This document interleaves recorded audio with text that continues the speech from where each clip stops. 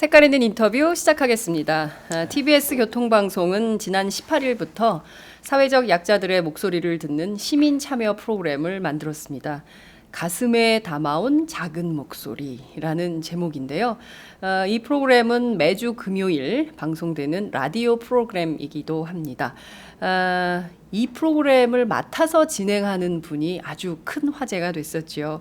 바로 세월호 참사로 큰딸을 잃으신 유민이 아빠 김용호 씨입니다.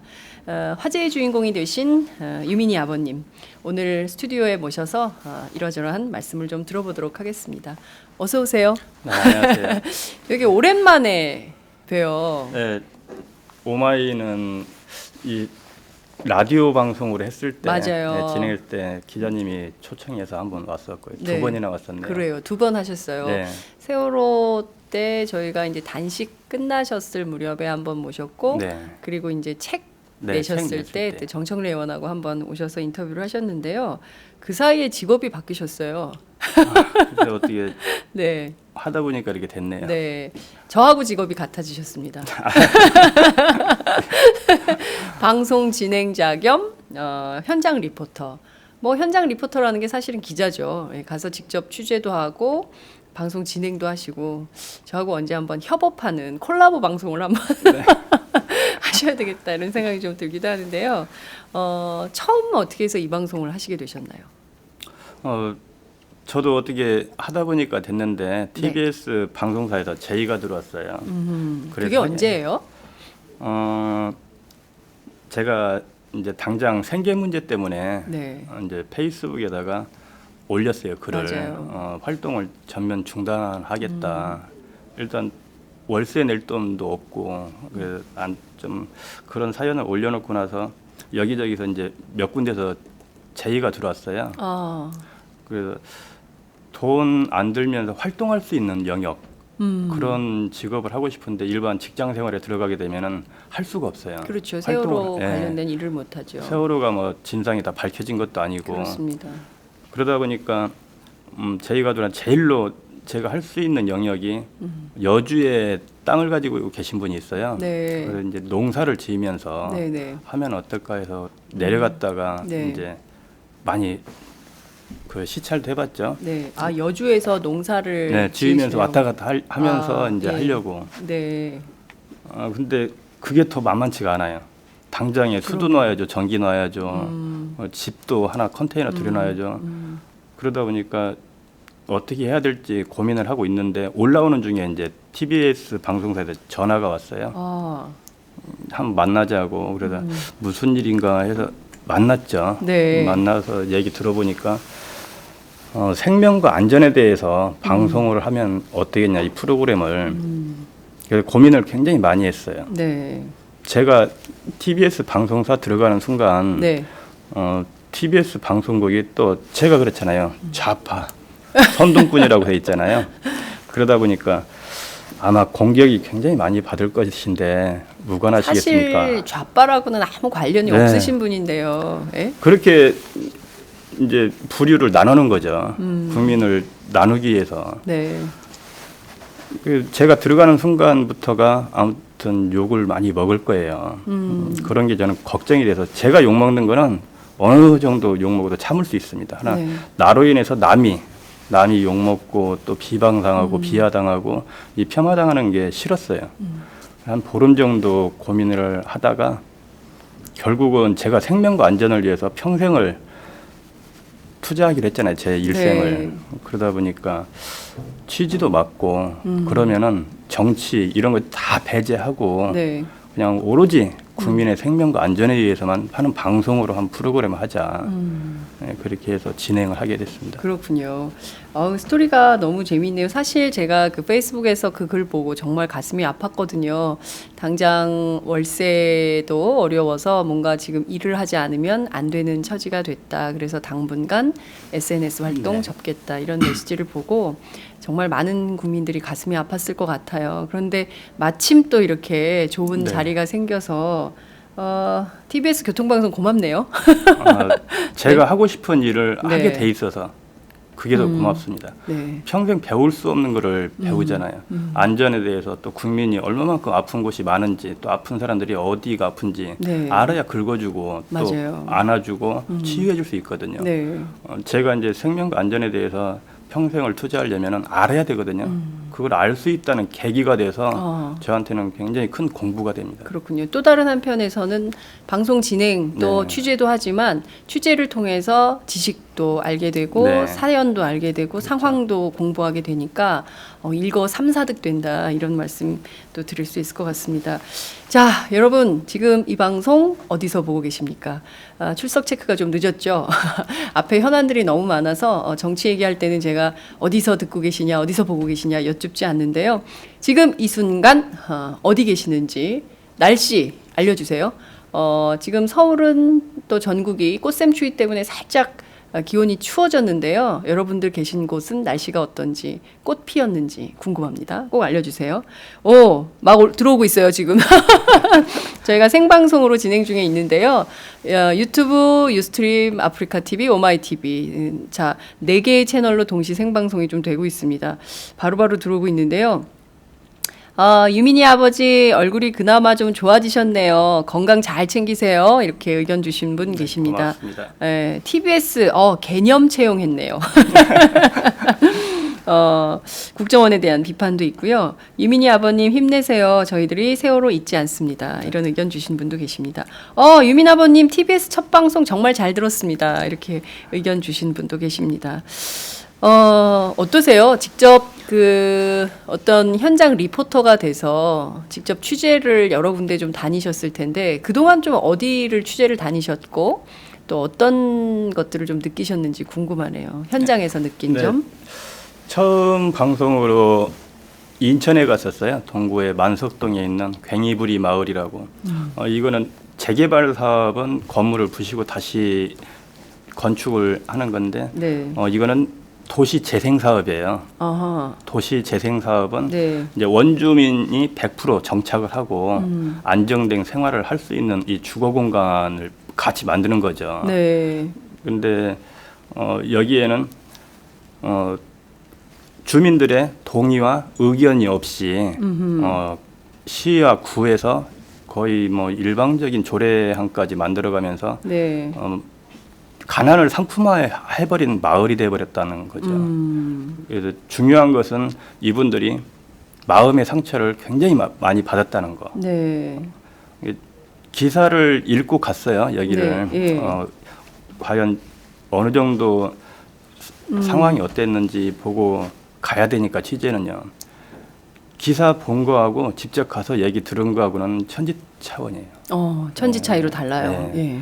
진짜 건물 하나가 구에서 시에서 이제 지자체에서 지어준 건물들은 굉장히 3층, 4층은 굉장히 깨끗합니다. 네. 인터넷상에 쳐보시면 알지만은 굉장히 깨끗한데 그 안에 사람이 없다는 거예요. 어머. 사람이 없어요? 공간이 활용이 안 된다는 거. 지금 예산이 없다는 걸로 이제 아예 이제 사업 중단된 상태에서 이제 하다 만 작업이 돼 버린 거죠. 네. 그만큼 주민들이 마음의 상처를 많이 받았다는 마을. 그리고 이제 두 번째 취재는 이제 아르바이트 청춘들. 아르바이트 청춘들. 네. 알바. 예. 네. 이분들 같은 경우는 현행법상 노동자로 같이 동등한 대우를 받아야 돼요. 그럼요. 네, 그런데 그 노동자로서 대우를 받지 못하는 거. 햄버거 만드는 그 학생을 좀 취재를 해봤는데 네. 햄버거보다 못한 인생을 살고 있다는 거. 아르바이트들이. 갑자기 눈물 날 것 네. 같아요. 햄버거보다 못한 인생이라는 게 어떤 겁니까? 그거를 45초 만에 만들어내야 돼요. 45초 네. 만에. 딱 시간이 정해져 있어요. 배달도 딱 정해져 있고 시간대가. 이런 숨 막혀요. 기계적인 네. 사람이 아니라 기계적인 차원에서 일을 하고 물론 영세 업체 더 못하는 데도 많아요. 그나마 거기는 이제 대기업이고 하니까 그나마 법률이 적용돼서 좀 낫다는 건데 네. 그래도 아직도 굉장히 힘든 열악한 환경이라는 거. 이제 같은 이 영세업자들도 네. 사장님들에 따라서 틀려요. 오히려 최저시급보다 더 많이 주고서 쓰는 데도 많아요. 일반 영세 그럼요. 네. 민주 사장님들 좋은 그럼요. 분들 예 네. 많죠. 많죠.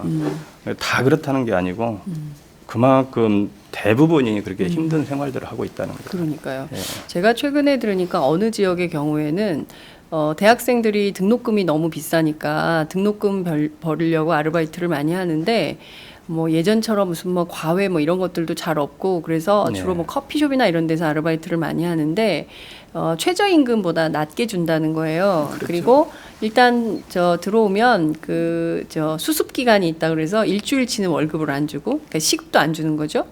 그리고 최저임금보다 왜 적게 줍니까?라고 항의하면 그럼 신고해.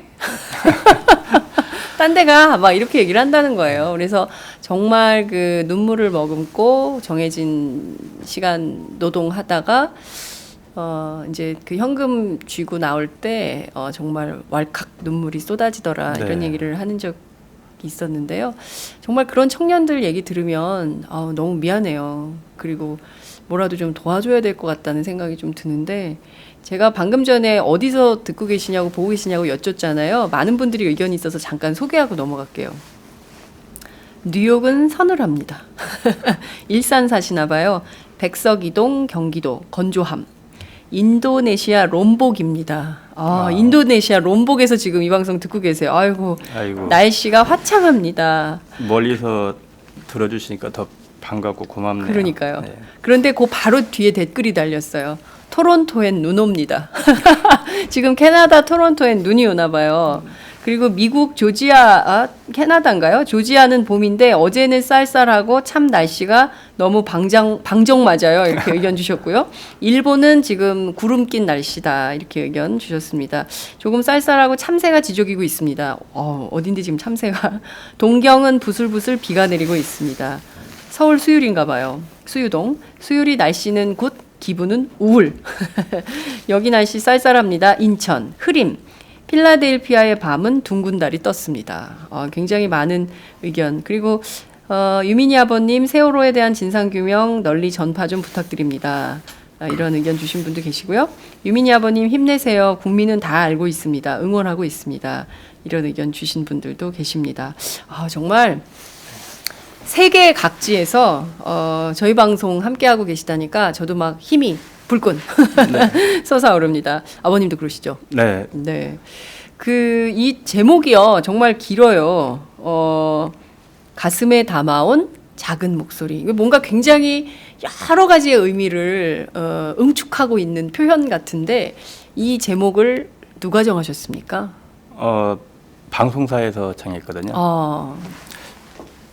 처음에 이제 취지는 그랬거든요. 저희가 힘에 눌린 약자들의 목소리, 또 소외된 사람들의 목소리, 또 언론에 부각되지 않은 목소리, 이런 목소리들을 담아야 되는데 이 제목이 딱 맞는 것 같아요. 주제가. 네. 가슴에 담아온. 이게 응어리를 담았다는 거죠. 억눌린. 예. 네.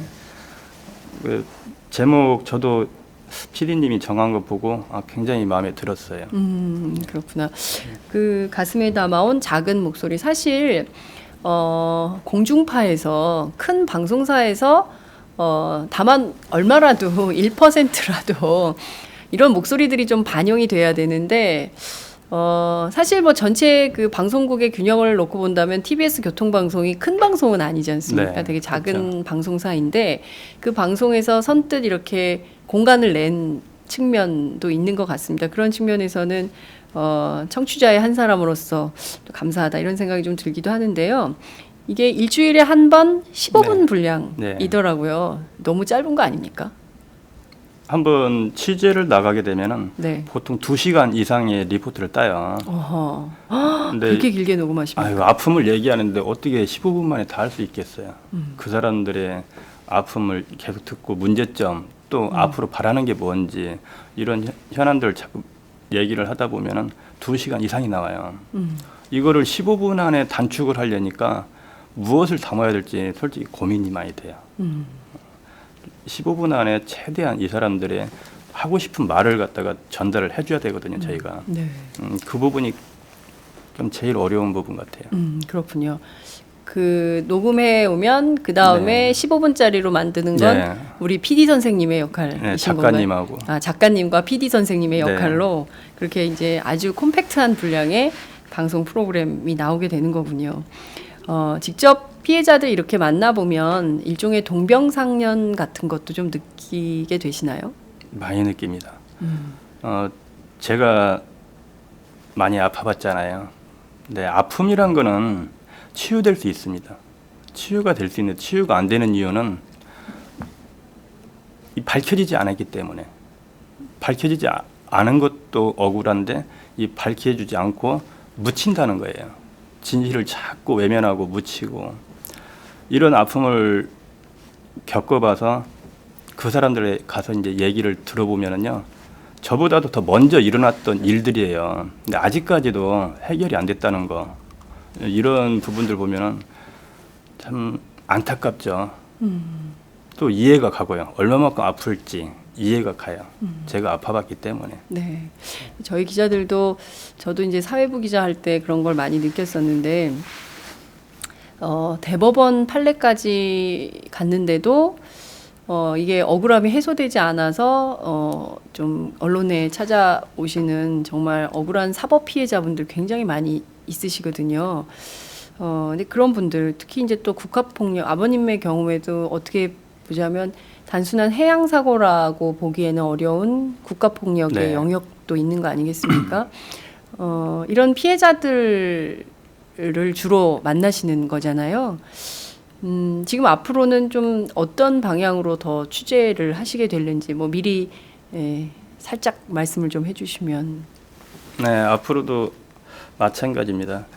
저희가 소외된 사람들, 이 사회적 약자들의 소외된 목소리를 네. 계속 들려주는 방송을 할 겁니다. 아하. 그래서 알리는 거, 알면은 알수록 우리가 많이 더 공감대가 형성되잖아요. 네. 그러면은 이분들이 조금이라도 할 말을 하고 사니까 치유가 된다는 거예요.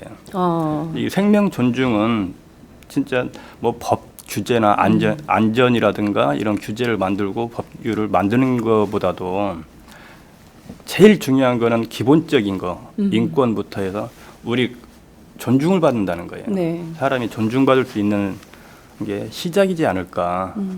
이분들이 아픔이 치유되는 게 인격, 또 생명, 안전 이런 부분이 치유된다는 게 생명 존중의 시작이다. 저는 이렇게 보고 앞으로도 이런 방향의 취지로 계속 할 겁니다.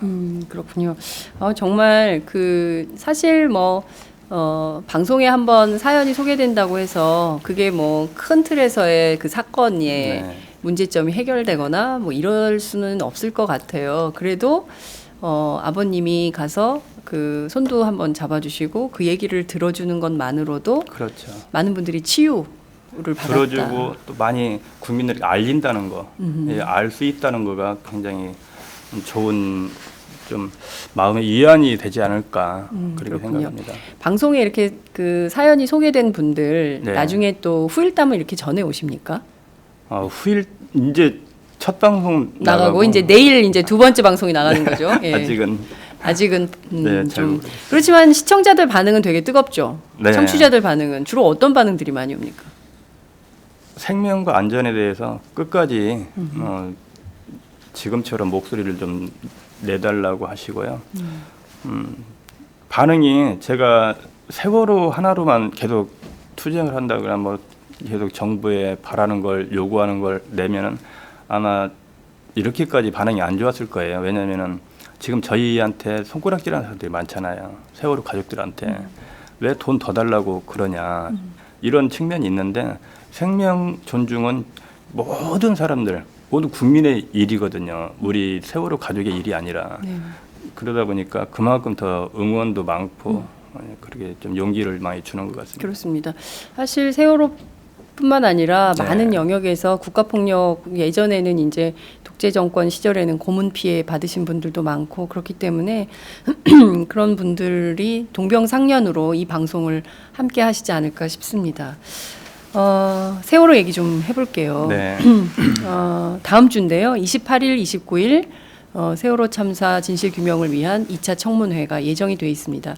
저희 오마이 TV가 현장을 정말 총선 때문에 바쁘지만 이 현장을 저희가 생방송으로 보내드릴 예정인데요.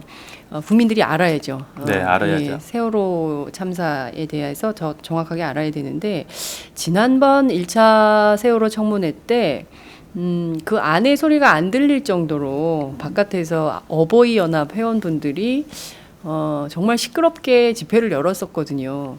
이번에는 어떨까요? 아버님 어떻게 예상하세요? 이번에도 분명히 올 겁니다. 저는 이해가 안 되는 게 네. 저희가 특별법 제정할 때 수사권과 기소권을 포기하는 조건으로 청문회 또 특검까지 다 얻어낸 거잖아요. 네. 이거는 정부가 약속한 부분입니다. 네. 약속을 했고 청문을 하는데 왜 국회에서도 못하게 하면 당연히 청문회는 국회에서 해야 되는 겁니다. 그렇습니다. 예, 근데 국회도 아닌 YMCA라든가 이번에는 이제 시청에서 하거든요. 서울시청이요. 네, 서울시청에서 하는데 이거마저도 1차 때 보셨던 분은 알 거예요. 왜 반대 집회를 하냐. 정부가 약속했던 부분을 하고 있는데 이게 참 보면은 너무 답답하고 왜 그러는지 이유를 묻고 싶을 정도로 너무 묻고 싶어요, 진짜. 그분들한테 왜 그러는지. 정부가 해주는 거고 또 이게 진실이라는 거는 네. 거짓이 됐던 이게 진실이 됐던 진상은 무조건 밝혀져야 됩니다. 이게 거짓이 되더라도 밝혀지잖아요. 그러면은 가족들은 집으로 돌아갈 수가 있어요. 그러나 계속 지금처럼 은폐하고 또 1차 청문회 때 저희가 자료 제출 많이 했죠. 네. 굉장히 증거 자료 많이 제출했습니다. 네. 그러나 인정하는 사람이 없었어요. 어느 누구 하나. 인정을 해야 되는데 인정을 안 해요. 네. 이런 부분들이 왜 이 어버이 연합이라든가 고엽 그때는 이제 고엽제가 왔었죠. 네. 이런 고엽제 단체에서 와서 반대 집회를 하는지 물어보고 싶어요. 꼭 거짓이 됐든 알아야 된다 우리는. 네.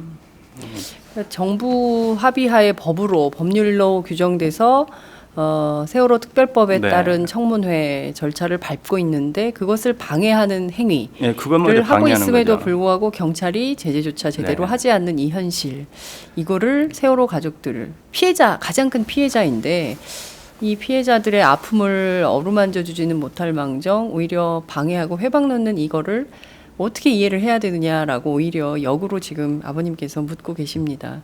여러분 생각은 어떠신지 저도 궁금합니다.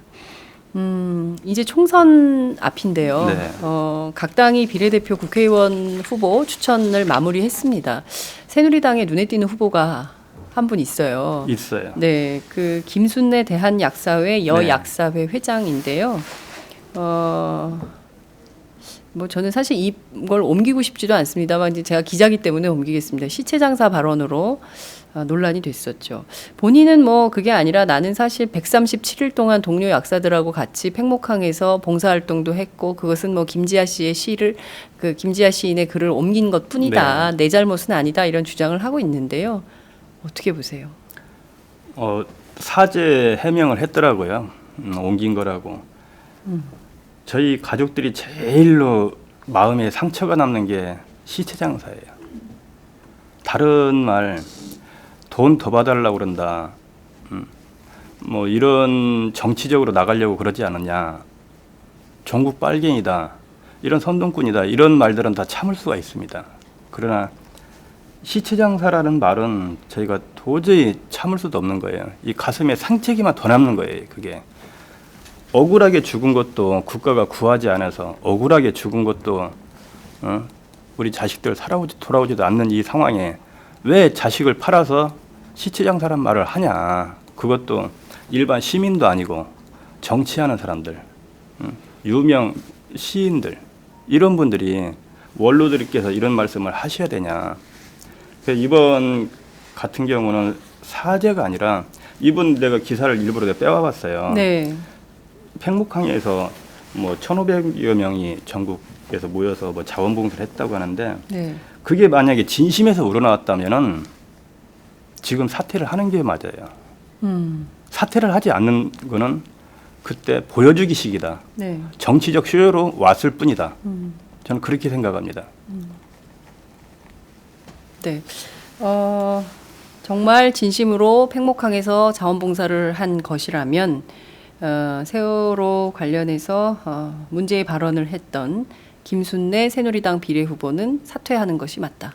저도 페이스북에 남의 글을 이제 공유를 해줘요. 공유를 해주게 되면은 글을 읽어봅니다. 네. 당연히 무슨 글인지 알고서 그럼요. 공유를 해주는 거예요. 네. 이건 핑계밖에 안 돼요. 모르고 그냥 올렸다고 하는데 네. 다 읽어본 겁니다.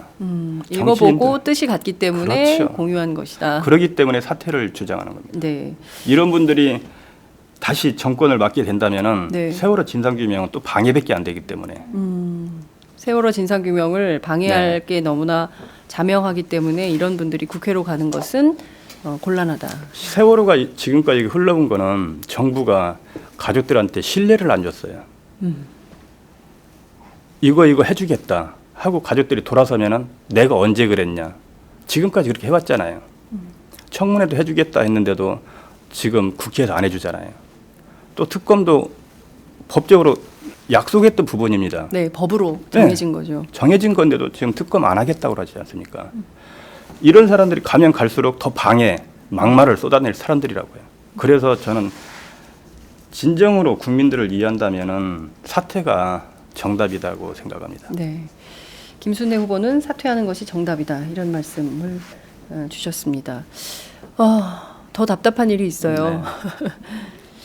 국정원이 세월호 유가족들 그리고 생존 학생 학부모님 또 가족들 통신 자료를 조회한 사실이 밝혀졌습니다. 아버님 통신 내역 혹시 조회해 보셨습니까?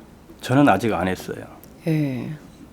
저는 아직 해보질 않았는데 얼마 전에 뭐 기자회견에서 한번 해보라고 네. 연락이 왔더라고요. 네. 근데 좀 시간 나면 하겠는데 저는 안 한 이유가 네. 의뢰 내 건 했겠구나.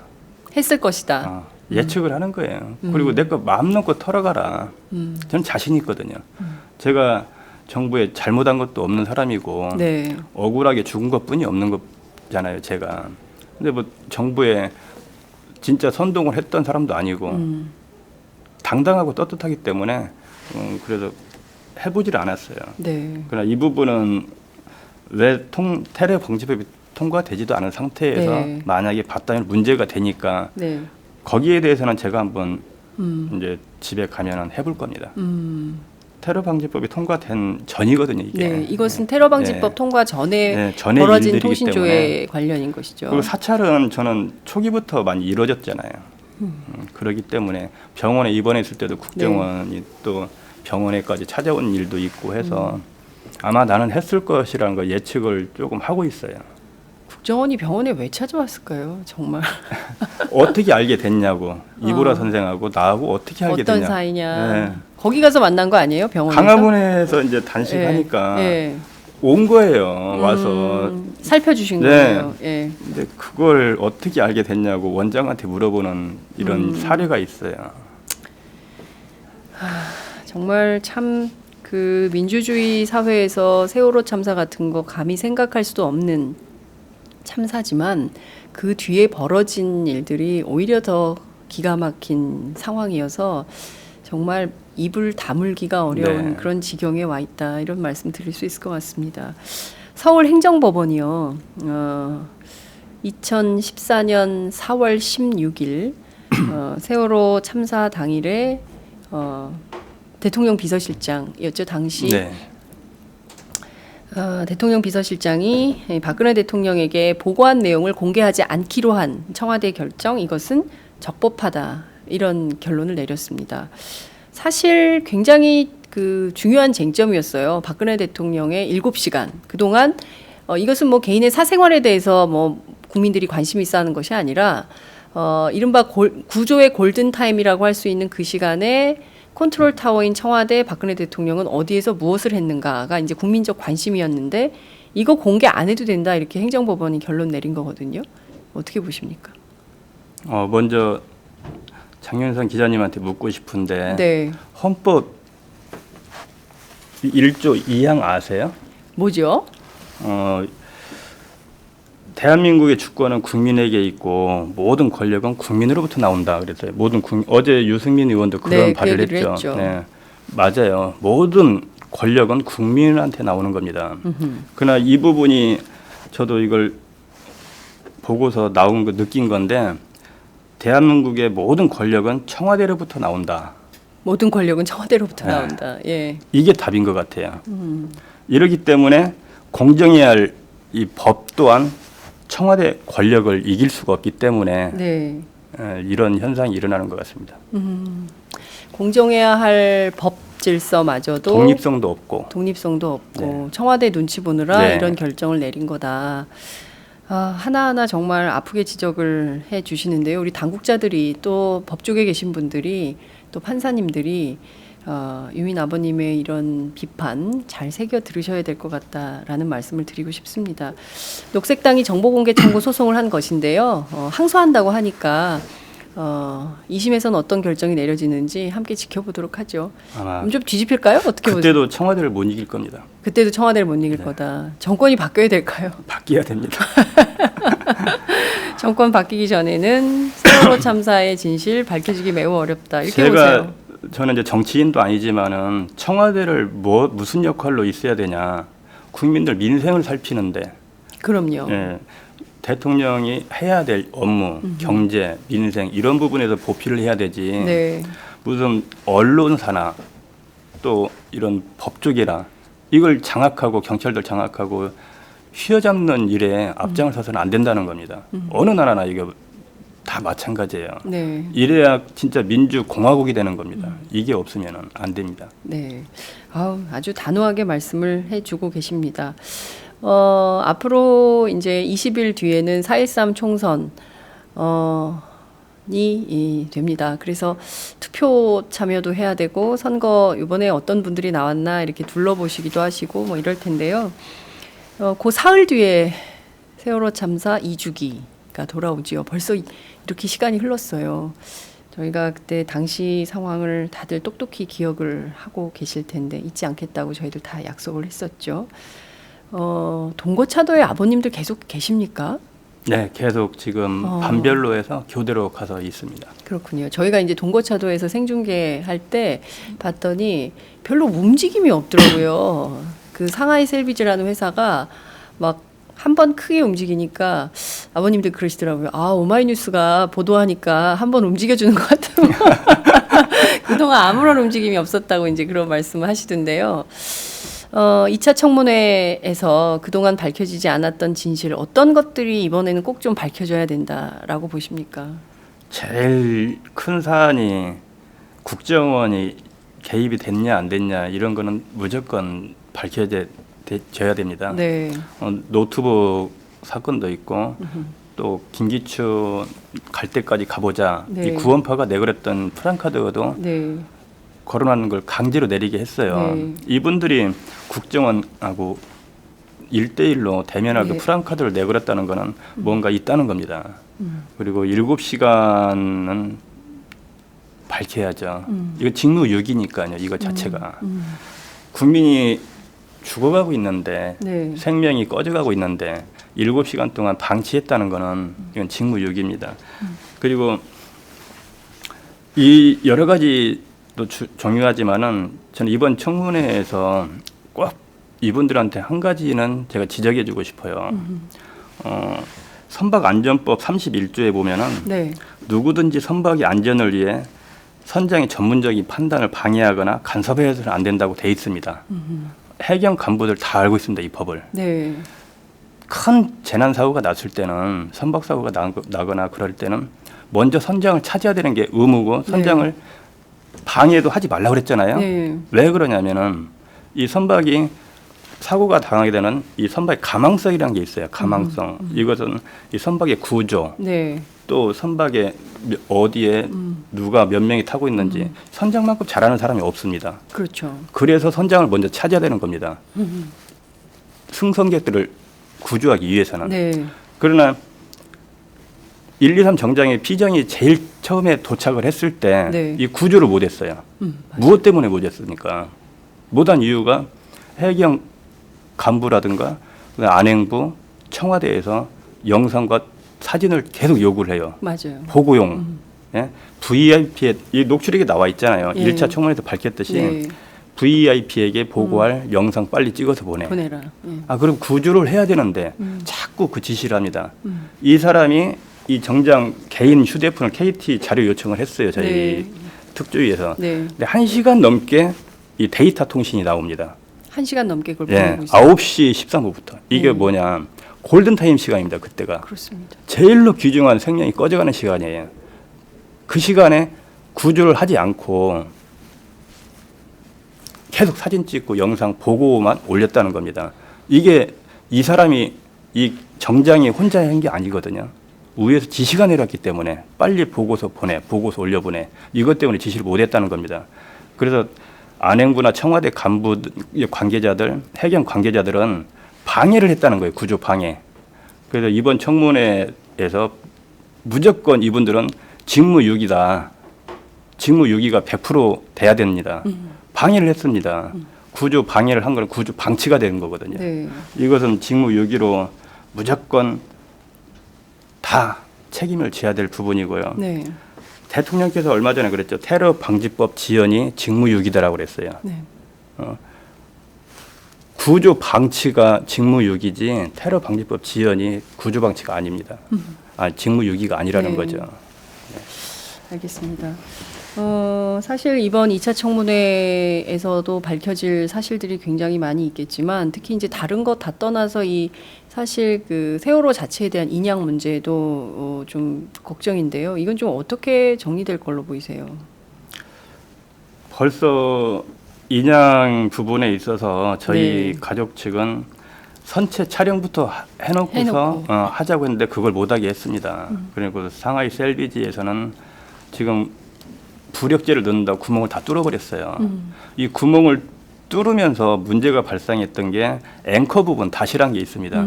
그런 부분들이 벌써 다 잘라져 나왔다는 거예요. 훼손이 됐다는 네. 거죠. 벌써 부산에 가 있어요. 네. 보령에.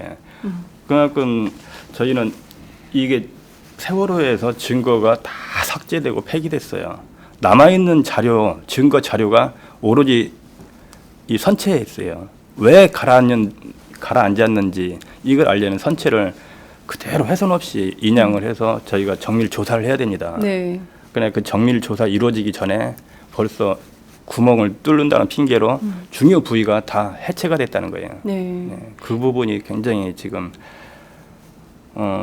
진상규명에서 어떻게 될지 모르겠습니다. 상당히 그런 부분이 애석한 네. 상황이다 이런 말씀을 주셨습니다. 아, 증거를 폐기하면 이게 그 정확한 진실에 접근하는데 상당히 어려움이 있을 텐데요. 이미 세월호가 증거다라고 그렇게 그토록 얘기를 했는데 결국 정부가 일방적으로 그렇게 해버렸다면 결국 2차 청문회에서도 또 세월호 인양을 통해서도 확실한 진실 규명은 좀 요원해지는 거 아니냐 이런 생각도 가능하겠네요. 거의 정부에서 끝까지 방해를 하는데 힘들 거라고 봐요. 뭐 인양 문제 얘기가 나왔으니까 인양을 하게 되면은 특조위에서 특별조사위원회에서 먼저 해야 될 일이 이 배 정밀 조사를 해야 돼요.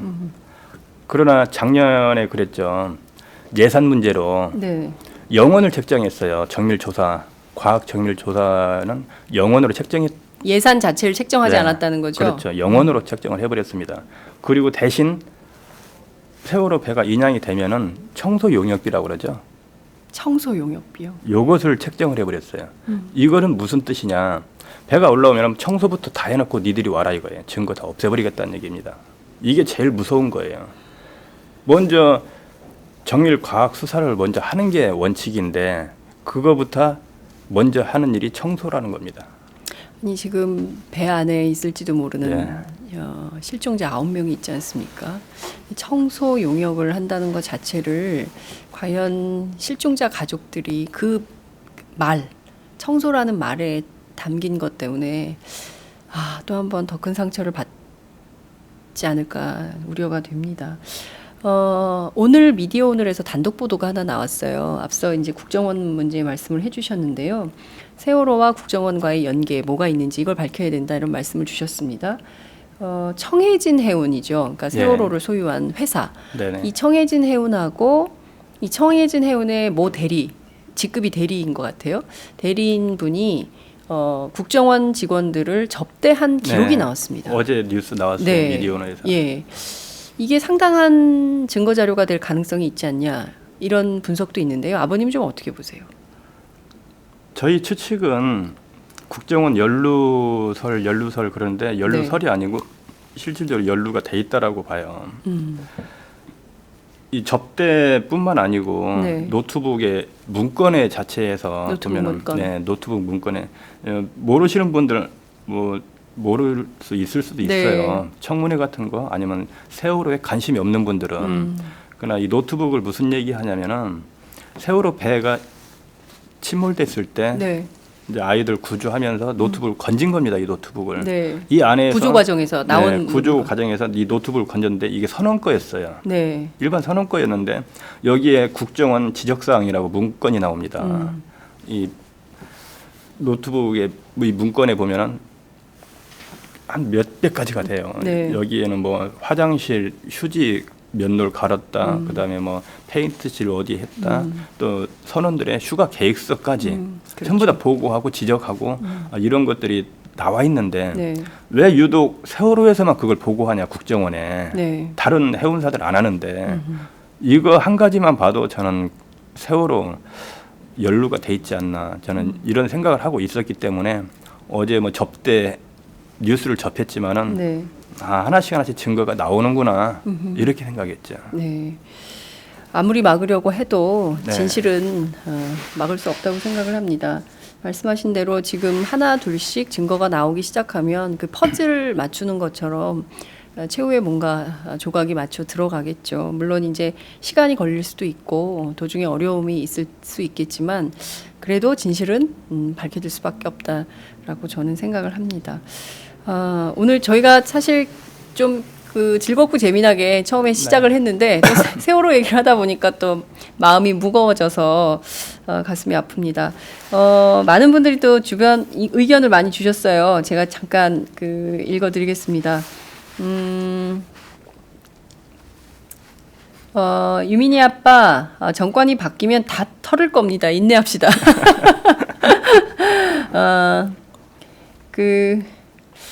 진짜 안타까워요. 혼자서 외로이 투쟁하시는데 얼마나 힘드실까. 유유 이렇게 눈물을 지어주신 분도 계시고요. 진실의 힘이 어떤 것인지 이번 선거에서 보여주면 좋겠습니다. 충분히 분노하지 못하고 충분히 행동하지 못했습니다. 죄송합니다. 이런 의견 주신 분도 계시고요. 유민 아버님 팥장 진짜 감사합니다. 이분은 팥장에 감사를 주셨어요. 힘없고 소외된 사람들의 힘이 되어 주셔서요. 아유, 과찬이십니다. 네. 총선 이기고 특검 설치해서 조사하면 좋겠는데 참 어떻게 될지 모르겠다. 이런 걱정해 주신 분 계시고요. 진실은 모두에게 알리는 것이 제일 먼저라고 생각을 합니다. 유민 아빠 핸드폰 감시 당연히 했겠지. 이렇게 의견 주신 분도 계시고요. 세월호 유가족이 진짜 돈이나 받자고 한다면 그냥 보상금이나 받고 말지 뭐하러 이러겠습니까? 싸우는 김영호님 힘내세요. 응원합니다. 이렇게 고맙습니다. 의견 주신 분 계십니다. 가슴이 아픕니다. 이렇게 주셨고요. 그래도 진실은 감출 수 없습니다. 진실을 세탁하려는 이 나쁜 놈들. 이렇게 의견 주신 분도 계십니다. 많은 분들이 지금 함께하고 계십니다. 어찌됐든 새롭게 또 그 방송 리포터로 또 방송 진행자로 어찌 보자면 좀 새로운 일을 찾아서 그렇지만 핵심에는 안전과 생명이라는 큰 카테고리 안에서 활동하고 계시는 유민희 아버님 만났습니다. 끝으로 저희 네. 방송 함께 하시는 애청자분들께 TBS 교통방송 매주 금요일 오전 10시 10시 40분 10시 40분 방송되는 방송 홍보 좀 하시죠. 제가 네. 시간 충분히 드리겠습니다. 네, 끝으로 두 가지만 말씀드릴게요. 세월호를 잊어버리면은 제2의 세월호 참사는 또 발생합니다. 잊지 말아 주시고요. 끝까지 함께 응원해 주시기만 하면 됩니다. 그리고 가슴에 담아온 작은 목소리는 저의 목소리라고 생각하지 마십시오. 제가 방송을 하지만은 저의 목소리를 듣는 시간이 아닙니다. 가슴에 담아온 작은 목소리는 소외되고 힘없고 이 권력에 눌린 약자들의 목소리를 전해드리는 시간이니까 그분들의 목소리를 들어주십시오. 그러시면은 그분들도 남이 하나하나씩 많이 알아줄수록 마음의 위안이 생기는 겁니다. 그리고 지금 총선 전국이에요. 지금 현재 총선 전국인데 국정교과서, 위안부 협상 문제, 그다음에 테러 방지법 등으로 이 세월호라는 이 진상규명이라는 게 부각이 돼야 되는데 불구하고 단 한마디도 안 나와요. 묻혀버렸어요. 근데 지금은 또 뭘로 묻히고 있습니까? 이제는 진박, 친박, 비박, 친노, 비노 서로 싸움에 이 총과 공약 싸움에 세월호가 또 묻혀버렸어요. 네. 지금 제일 중요한 시기입니다. 총선 전국이라는 걸 세월호가 나와야 돼요. 공약으로도 나와야 되고. 네. 그럼 어느 누구 하나 한 사람 없습니다. 그만큼 잊혀지고 있는데 뭐 친박, 진박, 비박, 친노, 비노 여기에 우리 국민들은 소유물이 아닙니다. 국민들은 주권을 가진 진짜 유권자입니다. 국민을 위한 정치를 꼭 해주시고요. 그리고 지금 권력은 국회와 청와대에서 나오고 있습니다. 청와대의 권력이 굉장히 막강합니다. 이번 4.16 총선에 뭐 진실성을 보고서 투표할 수 있는 그런 사람들이 되었으면 좋겠고요. 그리고 앞으로도 내가 아무리 바쁘고 먹고 살기 힘들어도요. 잠깐 귀 한번 열어주시고 남의 얘기를 들어주시고 이것만이 우리가 함께 사는 길입니다. 네, 고맙습니다. 네. 아버님 오늘 얘기를 들어보니까요. 정말 지금 이 순간 우리들이 해야 될 가장 중요한 일은 1%끼리의 연대. 정말 1%의 공간을 열었으면 좋겠어요. 정말 우리가 정말 먹고 사느라 바빠서 소외되고 힘없는 분들 생각할 겨를이 없는데요. 단 1%만이라도 그 공간을 열어서 우리가 함께 한다면 그것이 결국에는 100%, 1000%가 될 수도 있다. 이런 생각을 하게 됩니다. 오늘 아버님 말씀 정말 잘 들었고요. 네. 제가 원래 좀 아침 일찍 모시려고 했어요. 그랬더니 유나가 고3이어가지고 네. 요새 아빠랑 같이 지내서 유나 학교 차 태워서 보내고 와야 돼서 제가 네. 그 시간에는 못 옵니다. 이렇게 말씀을 해주셔가지고 너무 다정다감하게 그 말씀을 좀 들었습니다. 함께 아이 키우고 이 사회에서 또 함께 일하면서 살아가는 사람들끼리 정말 따뜻한 연대로 큰 힘을 만들었으면 좋겠다는 말씀 드리고 싶네요. 오늘 말씀 정말 잘 들었습니다. 고맙습니다. 네, 감사합니다.